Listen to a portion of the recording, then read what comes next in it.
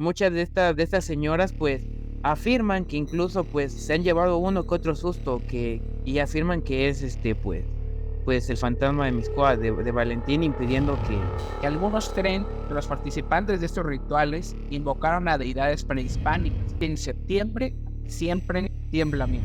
Y como dice el himno, y retiembla en sus centros la tierra. Ultratumba, el podcast.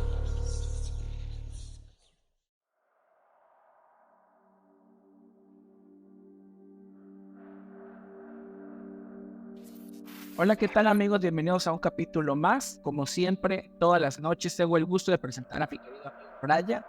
Pues en el capítulo de hoy, amigo, vamos a estar hablando de sucesos, acontecimientos, historias paranormales y mitos de la independencia de México, aprovechando que es el mes patrio, amigo.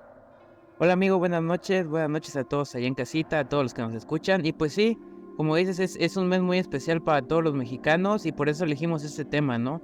Todos sabemos que es un mes donde hay mucha fiesta, es colorido, recordamos a los héroes que nos dieron independencia, pero también tiene un lado ahí medio oscuro en el cual nos dimos la tarea de investigar y pues a ver qué les parece pues el tema a todos nuestros amiguitos allá en casa. Es correcto, amigo. Pues, ¿qué te parece si iniciamos con la primera historia? ¿Me parece bien? Vamos. ¿A qué va? Vamos a iniciar con la primera historia y la primera historia se titula El fantasma de Mixcoac.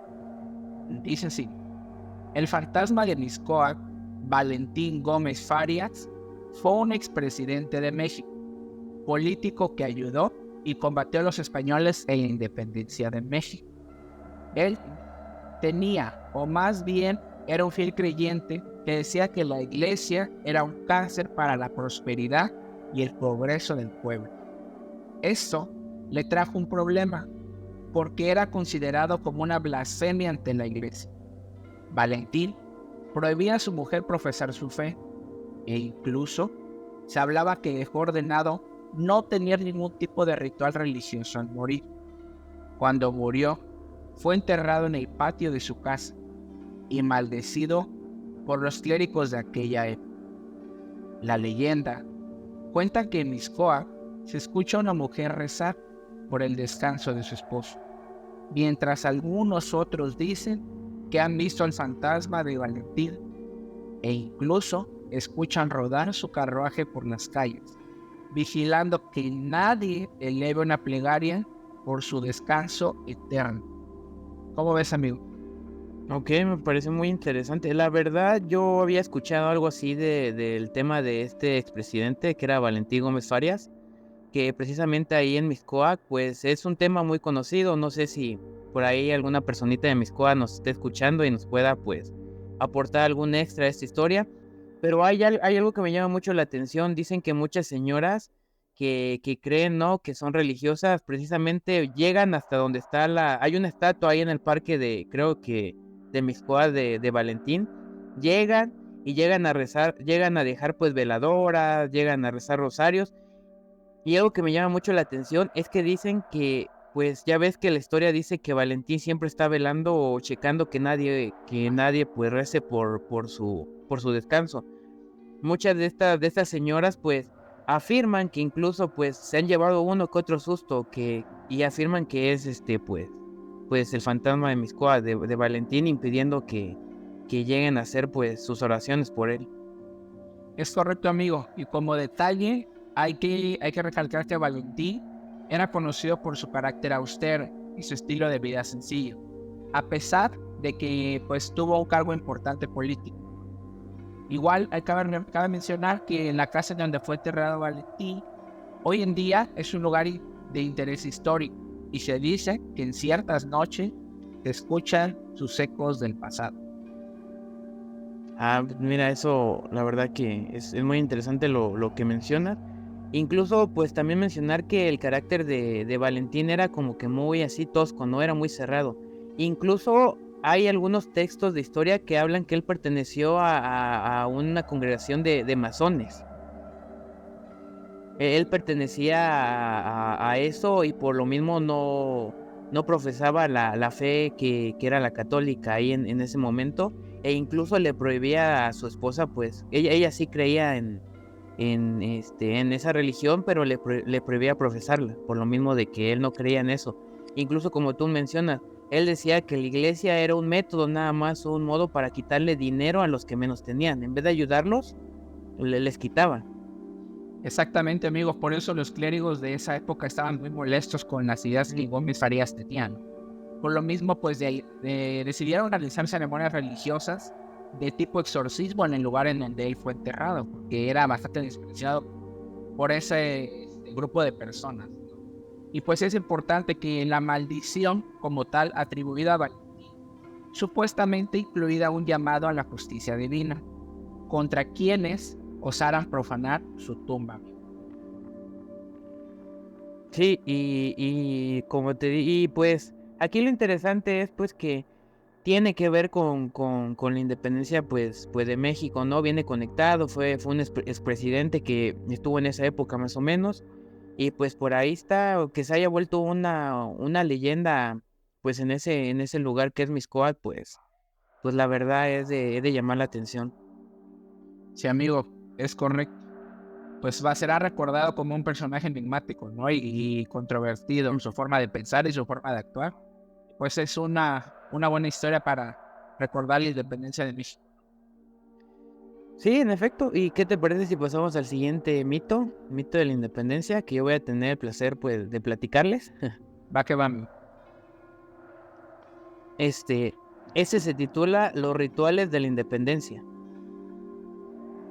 Durante la batalla que tuvo México, pues como todos sabemos, contra los españoles, se pidió ayuda pues de todo tipo, ¿no? O sea, sabemos que lo que era el cura Hidalgo, animó al pueblo a levantar lo que eran pues armas, ¿no? A levantarse en armas, que juntaran palos, que llevaran lo que tuvieran a la mano pues para combatir a lo que era el ejército español, que obviamente pues estaba mucho más preparado que el mexicano. Esta leyenda o este mito del cual les estoy hablando nos cuenta que en la madrugada del 16 de septiembre, mientras todo esto se llevaba a cabo, hubieron muchas personas que ayudaron de diferente manera. No sé si tú sepas más o menos por ahí el tema. Nos hablaba que pues ya ves que en esa época predominaba mucho lo que eran curanderos, brujos, personas que se dedicaban a hacer pues rituales ahí medios oscuros. Y estas personas precisamente cuando ocurría esto de la batalla, decidieron juntarse, decidieron reunirse y empezaron a hacer todo tipo de rituales. Empezaron a invocar fuerzas oscuras, empezaron a hacer sacrificios, incluso hablaban de sacrificios de sangre con el propósito de que la batalla fuera favorable para el ejército del cura Hidalgo, para los hombres del cura Hidalgo que estaban luchando por la independencia de México. No sé si tú ya habías escuchado pues mito como tal, porque pues no está como tal en un libro plasmado, pero sí me llamó mucho la atención pues la primera vez que lo leí. Pues la verdad no había escuchado sobre este mito, amigo, pero pues como se sabe, este tipo de cosas, de cuestiones, pues las tienen bastante silenciadas, ¿no? Son un poco más privadas si perteneces a cierto nicho.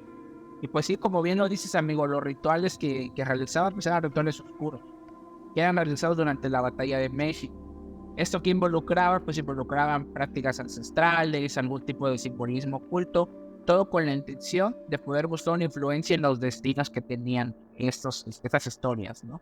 Igual, importante mencionar que algunos creen que los participantes de estos rituales invocaron a deidades prehispánicas, intentando pues conectar con la antigua espiritualidad mexicana. Ok, mira, eso está muy interesante, eso no lo sabía.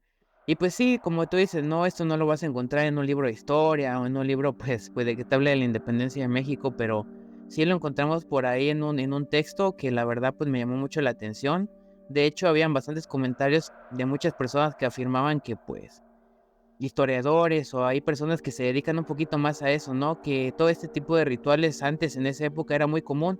¿Y por qué no pensar que si había una batalla tan importante como la independencia del país, de nuestro país, pues por qué no pensar que todas estas personas se juntaron para poder pues ahí a invocar o como dices tú, jugar con fuerzas oscuras para poder obtener la batalla a favor de México? Es correcto, amigo. Lo que a mí se me hace un poco impresionante es esta dualidad, ¿no?, que existe entre la lucha armada y los rituales místicos, porque esto refleja la complejidad y la diversidad de los enfoques utilizados pues para alcanzar como tal la independencia, ¿no? Y estos rituales van a ser un recordatorio de la rica diversidad cultural que tenemos en México y espiritual también, que pues contribuyó a la lucha de independencia de México. Sí, como tú dices, pues todo esto pues enriquece, ¿no? A nivel cultural nuestras raíces, lo que son nuestros mitos, leyendas, y pues eso es lo bonito, ¿no? Y más en estas fechas recordar lo que es nuestra independencia de nuestro país, pero metiéndole ahí un poquito de como de sabor, ¿no? Algo diferente a lo que estamos pues acostumbrados. Es correcto, amigo. La verdad, son muy buenas historias, como dices, ¿no? Enriquece nuestra cultura. Sabemos que México es un país con bastante cultura, con buenas tradiciones. Pues, ¿qué te parece si nos vamos a la tercera historia y en la última, amigo? Sí, me parece bien. Va que va. Dice así, un supuesto envenenamiento. Según algunos historiadores, Allende sentía un rencor muy grande contra Miguel Hidalgo e intentaría envenenarlo en varias ocasiones. Interesante. 3, para ser exacto. Allende le molestaba que el cura se proclamara Alteza Serenísima y que de alguna manera fuera reconocido como el líder del movimiento de la independencia. La leyenda cuenta que Allende repartió 3 dosis de veneno en diferentes ocasiones contra Hidalgo. Eso no lo sabía a mí. Pero nunca llegaron a su boca, porque él sabía de las intenciones de su compañero y siempre estaba bien protegido. Interesante historia. Esta sí, de plano, yo no tenía conocimiento. Muy buena historia. Ok, la verdad es que esta es una historia que sí tiene algo de verídico. Cuando lo investigamos, cuando la primera vez que lo leímos, yo me di como que a la tarea, ¿no? De buscar si había algún texto por ahí que lo fundamentara. Y sí encontré algunos, que decía que precisamente, pues, Allende sí sentía un rencor contra el cura Hidalgo por lo mismo de que, pues, se autoproclamaba o se intentó autoproclamar, o no sé si algunas personas lo intentaron, pues llamar así, ¿no? Como tú dices, Alteza Serenísima, y creó como que ese conflicto, ¿no? Pues de envidia, por así decirlo, ¿no? Ya sabemos que cuando se habla de movimientos políticos, todos están buscando el poder, el puesto más alto, ¿no? Y todos sabemos pues que el cura Hidalgo pues fue una pieza importante para este movimiento de independencia. Y que Allende también lo fue, también de eso no cabe duda. Pero siempre hay como que ese rencor, ¿no? O esa envidia de decir, pues yo fui el primero o yo fui más importante. Y sabemos que esto ocurre hasta en la actualidad, ¿eh? Envenenamientos de políticos, envenenamientos de personas que están en los altos mandos, ¿no? Pero sí, me parece muy, muy interesante. Y no sé qué te gustaría agregar a ti de esa historia.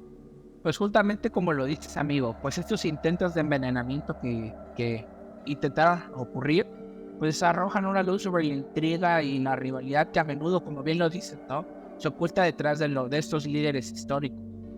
Y también llegué a leer un poco que se rumorea que Allende no solo intentó envenenar a Hidalgo, sino que también conspiró para destruirlo del mando del ejército insurgente. Como bien lo dices, ¿no? Pues esta lucha de poderes, de querer estar al mando o ser el más importante, conlleva que realicen estos tipos de actos, ¿no? Incluso algunos historiadores sugieren que este conflicto que había entre Allende y Hidalgo era un reflejo de las tensiones ideológicas que tenían y de liderazgo en el movimiento insurgente, como bien lo comentabas tú, amigo. Pues sí, amigo, la verdad es que lo que tú mencionas es muy interesante y algo que a mí me llama mucho la atención de esta historia es pues que sí tiene algo de verídico, ¿no? Sí tiene algo de real, entonces eso como que me causa como una sensación más realista, ¿no? Un poco más macabra de pensar que alguien que luchaba por el mismo bando o luchaba por la misma ideología fuera capaz de intentar matar a su compañero o por así decirlo, ¿no? Sí, amigo, como bien lo dices, pues el efecto del poder. Pues bien dicen que cuando alguien llega a un poder tan grande es corrompido y sus ideales cambian. Ajá, dime. Y pues antes de terminar habíamos dicho pues que esta era la última como que mito, la última historia, pero no sé si tú ya habías escuchado también que lo que está plasmado, ya ves que desde pequeño siempre nos hablan de un personaje muy importante que viene en los libros de historia, que fue el Pípila. No sé si tú cuando eras niño lo recuerdas o no, del personaje que se echó la piedra en en la espalda para llegar hasta albóndiga de granaditas y poder encenderla. ¿No te acuerdas? Más o menos, pero la verdad te soy sincero, soy malísimo para las cuestiones de... Ok. Igual yo más o menos me acuerdo ahorita, te digo, esto no teníamos previsto hablar de esto, pero me llamó mucho la atención porque yo encontré que precisamente ese personaje, o encontré en algunos textos por ahí que leí, que este personaje como tal no existe.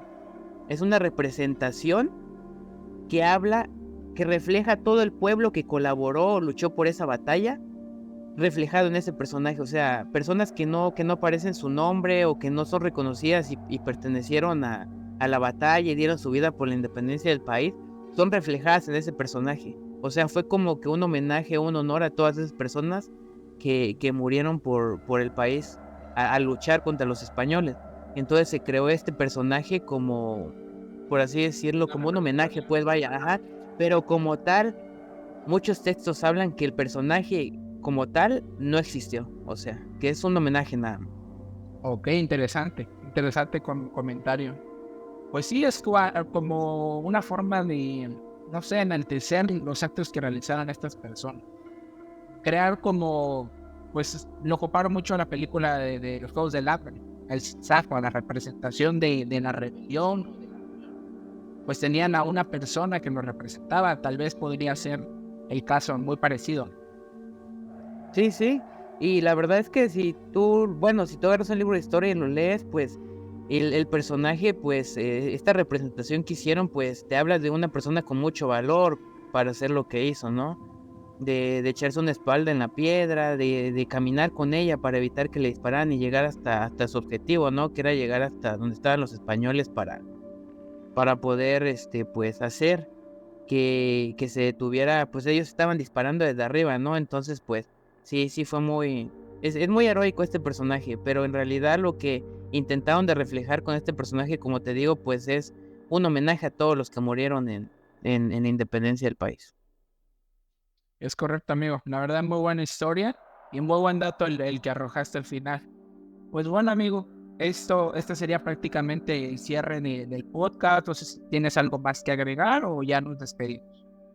No, la verdad que como tú dices, es un tema algo cortito porque como tal no hay muchas cosas que te puedan decir acerca de algún mito o alguna leyenda oscura sobre la independencia.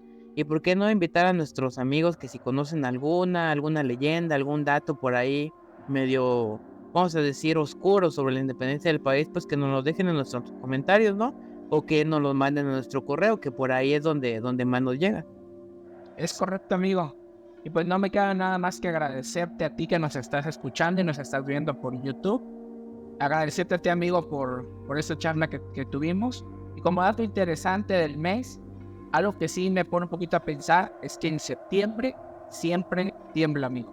Y como dice el himno, y retiembla en sus centros la tierra, amigo. Entonces eso podría ser un parteaguas de algo interesante también, ¿no? Algo misterioso, algo que podríamos estar ocultándonos.